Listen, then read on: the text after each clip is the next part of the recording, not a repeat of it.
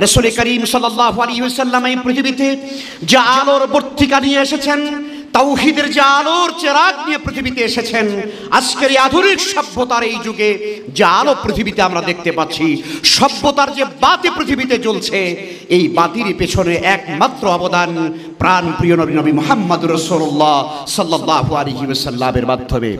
আজ আমরা বিজ্ঞানের যত উৎকর্ষতার কথা আমরা বলি, বিজ্ঞানের যত আপনি উন্নত আদর্শের কথা, উন্নত শিক্ষার কথা এবং আবিষ্কারের কথা আপনি বলেন, সকল উন্নত আবিষ্কারগুলোই তো আল্লাহ তাআলা কোরআনে কারীমের মধ্যে আমার রাসূলের উপরে নাজিল করেছেন। সুতরাং আজকের পৃথিবীতে জ্ঞান বিজ্ঞানের প্রতিটি শাখায় আল্লাহ তাআলা রাসূলের যে অবদান ছিল, এই অবদান পৃথিবীতে আর কেউ দেখাতে পারেন নাই।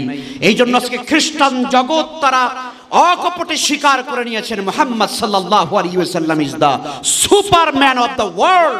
মুহাম্মদ সাল্লাল্লাহু আলাইহি ওয়াসাল্লাম গোটা বিশ্ব জগতের সুপারম্যান। সুবহানাল্লাহি বিহামদি। সম্মানীয় বন্ধুগণ, রাসূল করিম সাল্লাল্লাহু আলাইহি ওয়াসাল্লাম এসেছিলেন কেন? তিনি এসেছিলেন মানুষদেরকে হেদায়েতের পথে পরিচালিত করবার জন্য। আল্লাহ তাআলা তার উপরে কোরআন নাজিল করেছিলেন। আল্লাহ তাআলা বলছেন, কিতাবুন আনজালনাহু ইলাইক, এই কিতাব আমি আপনার উপরে এই জন্য নাজিল করেছি লিতুখরিজান নাসা মিনাজ যুলুমাতি ইলান নূর, অসংখ্য অন্ধকার থেকে, পুঞ্জীভূত আধার থেকে গোটা মানব জাতিকে বাছাই করে করে বের করে করে আপনি একটি হেদায়েতের পথে, ইসলামের রাজকীয় আদর্শের দিকে মানব জাতিকে আপনি বের করে নিয়ে যাবেন। আমি এই জন্যই আপনাকে পৃথিবীতে পাঠিয়েছি। রাসূল করিম সাল্লাল্লাহু আলাইহি ওয়াসাল্লাম পৃথিবীতে এসেছেন দাঈ ইলাল্লাহ হিসেবে, তিনি এসেছেন মানুষদেরকে আল্লাহর পথে আহ্বানকারী হিসেবে। কিন্তু বন্ধুগণ, আপনাদের কাছে জানতে চাই, আমার নবী যে তাওহীদের দাওয়াত দিয়েছেন, আমার নবী যে রিসালাতের দাওয়াত দিয়েছেন, আমার নবী যে পৃথিবীতে মানবাধিকার কায়েম করার জন্য আমার রাসূল পৃথিবীতে দাওয়াত দিয়েছেন, আমার নবীর দাওয়াতটা কি কুসুমাস্তীর্ণ ছিল? আমার নবীর দাওয়াত কি কোনো বাধা তার সামনে আসেনি? রাসূল করিম সাল্লাল্লাহু আলাইহি ওয়াসাল্লামের সামনে বাধার বিন্ধ্যাচল হিমালয় পর্বতের মতো বাধা আল্লাহ রাসূলের গতিপথকে বন্ধ করে দিতে চেয়েছে, কিন্তু আল্লাহ রাসূল একটা সেকেন্ডের জন্য তিনি তার দাওয়াতের আঞ্জাম বন্ধ করেননি। জোরে বলুন সুবহানাল্লাহ। রাসূল তার দাওয়াতকে কখনো বন্ধ করেননি। রাসূল করিম সাল্লাল্লাহু আলাইহি ওয়াসাল্লামের একটি হাদিস আমি আপনাদেরকে শোনাতে চাই। রাসূল সাল্লাল্লাহু আলাইহি ওয়াসাল্লামের বিখ্যাত একটি হাদিস আমি আপনাদেরকে তার জীবন থেকে শোনাবো। হযরত উরওয়া ইবনে যুবাইর রাদিয়াল্লাহু তাআলা আনহু তিনি একদিন বলছেন, সাআলতু আব্দুল্লাহ ইবনে আমর ইবনে আস রাদিয়াল্লাহু আনহু, আমি আব্দুল্লাহ ইবনে আমর ইবনে আস রাদিয়াল্লাহু তাআলা আনহুর কাছে একদিন প্রশ্ন করলাম, জানতে চাইলাম। আমি বললাম, আখবিরনি, তুমি আমাকে খবর দাও, আমাকে জানাও, আমাকে বলো, বিআশাদ্দি শাইইন সানাউল মুশরিকুনা বিন-নবী সাল্লাল্লাহু আলাইহি ওয়াসাল্লাম, তুমি আমাকে সেই ঘটনার কথা বলো মক্কার মুশরিকরা আমার নবীর সঙ্গে সবচেয়ে বড় খারাপ আচরণ করেছেন কোন দিনে, সেই ঘটনাটা তুমি আমাকে বলো যদি জেনে থাকো। আল্লাহু আকবার। তিনি বলছেন, কে বলছেন? আব্দুল্লাহ ইবনে আমর ইবনে আস রাদিয়াল্লাহু তাআলা আনহু। তিনি বলছেন, বাইনান নবী সাল্লাল্লাহু আলাইহি ওয়াসাল্লাম, একদিন আল্লাহর রাসূল সাল্লাল্লাহু আলাইহি ওয়াসাল্লাম ইউসাল্লি হাজরাল কাবা, নবীজি সাল্লাল্লাহু আলাইহি ওয়াসাল্লাম হাজরে আসওয়াদকে সামনে করে কর্নারে বরাবরে তিনি বাইতুল্লাহর সামনে দাঁড়িয়ে নামাজ আদায় করছেন। আল্লাহর হাবিব নামাজ পড়ছেন। ঈদ আকবালা উকবা ইবনে আবি মুঈদ, মক্কার পাপিষ্ঠ কাফের উকবা ইবনে আবি মুঈদ সে রাসূলের নামাজ পড়ার দৃশ্য দেখে পা পা হাঁটি হাঁটি করে রাসূলের দিকে এগিয়ে আসলো। আসার পরে ফাওয়াদা সাওবাহু ফি উনুকিহি, রাসূল করিম সাল্লাল্লাহু আলাইহি ওয়াসাল্লামের গর্দানের ভিতরে, ঘাড়ের ভিতরে একটা কাপড় দিয়ে প্যাঁচ দিল। প্যাঁচ দেওয়ার পরে ফানাখা কাহু খানখান শাদীদান, সেই কাফের পাপিষ্ঠ রাসূল সাল্লাল্লাহু আলাইহি ওয়াসাল্লামের গর্দানের ভিতরে কাপড় প্যাঁচ দিয়ে জোরে একটা হেসকা টান দিল। হেসকা টান দেওয়ার সঙ্গে সঙ্গে দূরেই দাঁড়িয়ে দেখছিলেন হযরত আবু বকর রাদিয়াল্লাহু তাআলা আনহু। ফাআকবালা আবু বকরিন, আবু বকর পা পা হাঁটি হাঁটি করে রাসূলের কাছে চলে আসলেন। তিনি দেখলেন মক্কার পাপিষ্ঠ কাফের উকবা ইবনে আবু মুঈত রাসূলের গলার ভিতরে কাপড় পেঁচিয়ে আমার রাসূলকে শ্বাস বন্ধ করে মারতে চায়। আবু বকর দাঁড়িয়ে থাকতে পারেন নাই, রাসূলের প্রেম এবং ভালোবাসায় দৌড়িয়ে এসেছেন। এসে রাসূলের কাছে এসে হাত্তা আখাযা বিমানকিবিহি ওয়া দাফাহু আন নবী সাল্লাল্লাহু আলাইহি ওয়াসাল্লাম, রাসূলের গর্দান থেকে তার গলা থেকে কাপড়টা সরিয়ে ফেললেন আর বললেন, কালা উকবা ইবনে আবি মুঈদ কে আল্লাহর হযরত আবু বকর বললেন, আতাকতুলুনা রাজুলান, আতাকতুরুনা রাজুলান, তোমরা এমন একটা মানুষকে হত্যা করছো, এমন একটা মানুষকে তোমরা হত্যা করার ষড়যন্ত্র করছো, আইয়াকুলা রাব্বি আল্লাহ, যেই ব্যক্তি বলে, কেবলমাত্র বলে আমার রব আল্লাহ, এই অপরাধের কারণেই তোমরা তাকে হত্যা করছো। কি আজব ব্যাপার! হযরত আবু বকর রাদিয়াল্লাহু তাআলা আনহু সেই দিন আল্লাহর রাসূলকে অপমান করতে দেন নাই, আমার নবীকে হত্যা করতে দেন নাই। আমার বন্ধুগণ, সম্মানিত সুধী, নবী করিম সাল্লাল্লাহু আলাইহি ওয়াসাল্লাম হযরত আবু বকরের সামনে যেমন আমার নবীকে হত্যা করতে দেয় নাই, তার জীবনপণ দিয়ে, সর্বশক্তি দিয়ে কাফেরের মোকাবেলা করেছে। আজ পৃথিবীর দিকে দিকে, প্রান্তে প্রান্তে আল্লাহর হাবিবের ওয়ারাসাতুল আম্বিয়া হযরত উলামায়ে কেরাম, যারা নবীর ওয়ারিস হিসেবে আল্লাহর হাবিব যাদেরকে উত্তরাধিকার হিসেবে রেখে গিয়েছেন, তাদের গলার ভিতরে নয়, শুধু তাদেরকে প্রকাশ্যে রশি দিয়ে তাদেরকে দুনিয়া থেকে বিদায় করে দেওয়া হচ্ছে। আমরা তার কোনো প্রতিরোধ করতে পারছি না। আমার বন্ধুগণ, আজ মুসলমানদেরকে এই জায়গাতে, সিরাতের এই জায়গায় শিক্ষা নিতে হবে। এই জায়গা থেকে আপনার শিক্ষা নিতে হবে। রাসূলুল্লাহ বলেছেন, হযরতে উলামায়ে কেরাম হলো আমার ওয়ারিস। আল উলামা ওয়ারাসাতুল আম্বিয়া, ইন্নাল আম্বিয়া লাম ইওয়ারিসু দিনারা ওয়ালা দিরহামা। ওয়ালি আলেম যারা, তারা হচ্ছে আমার নবীদের ওয়ারিস। আমি তাদেরকে উত্তরাধিকার হিসাবে রেখে গিয়েছি। কোনো টাকা পয়সা, দিনার দিরহাম তারা ওয়ারিস হিসাবে পান না, ইলম তারা ওয়ারিস হিসাবে তারা পান, নবীদের উত্তরাধিকারী হিসাবে।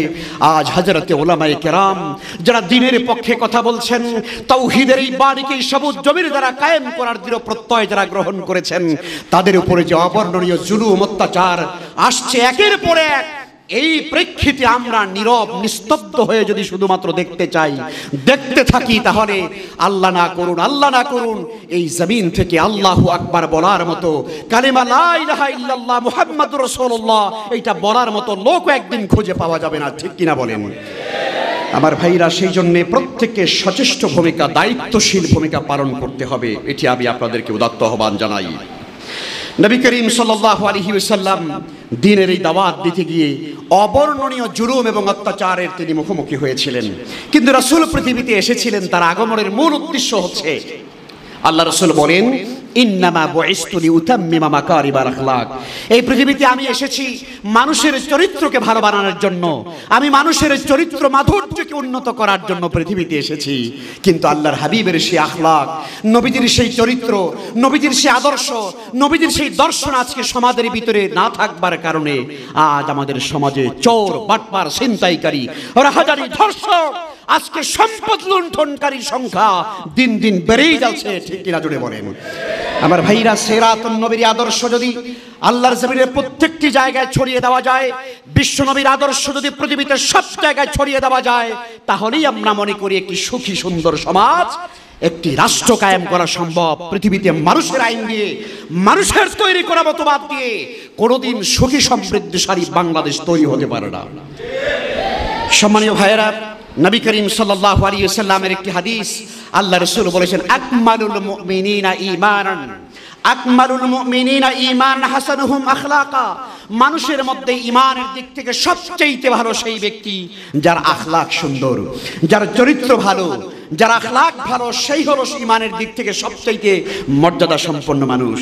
হযরত আনাস ইবনে মালিক রাদিয়াল্লাহু তাআলা আনহু বলেন, নবী করিম সাল্লাল্লাহু আলাইহি ওয়াসাল্লাম, মা খাতাবানা নবিয়ুল্লাহ সাল্লাল্লাহু আলাইহি ওয়াসাল্লাম, মা খাতাবানা নবিয়ুল্লাহ সাল্লাল্লাহু আলাইহি ওয়াসাল্লাম ইল্লা ক্বালা লা ঈমানা লিমান লা আমানাতা লাহু ওয়ালা দীনা লিমান লা আহাদা লাহু।